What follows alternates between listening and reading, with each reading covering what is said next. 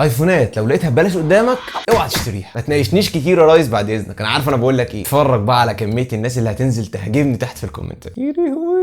عندك الايفون 6 و7 و8 واخواتهم الكبيره نسخه البلس. اولا ما بقاش مدعم من ابل، يعني مش هيجي لك اي تحديثات جديده. ثانيا اداء البطاريه ضعيف جدا. ثالثا بقى وده الاهم، وهو تصميم شاشه قديم جدا ونوتش حرفيا اكبر من حياتي. ايفونات الاس اي كلها بلا استثناء زباله، بلاش تشتريها. اللي هي 1 و2 و3 شاشه ال سي دي حرفيا تعبانه جدا، بطاريه مش كويسه، تصميم قديم، كاميرا خلفيه وحيده، وسعره غير منطقي خالص. الايفون اكس ديزاين جديد او كل حاجه، بس خد عندك اولا ما بقاش مدعم من ابل، يعني مش هيجي لك اي تحديثات الجديده بتاعت الاي او اس. ثانيا البطاريه بتاعته ادائها متبهدل حرفيا في الاجهزه المستعمله، ده لان مفيش منه جديد دلوقتي، ولولا غير كده بيشتغل. الايفون 12 و13 ميني حرفيا الاجهزه دي ادائها مش مناسب تماما مع حجم البطاريه، البطاريه بتاعتهم كارثه. ولو بتفكر تشتري فعلا فانت عندك من اول ال 13 وانت طالع، انما اقل من كده ما انصحكش الصراحه. الموضوع صعب انا عارف والله، بس عارف ايه السهل؟ انك تعمل لايك وفولو وتستنى الفيديوهات الجايه. الموضوع سهل جدا، سهل خالص.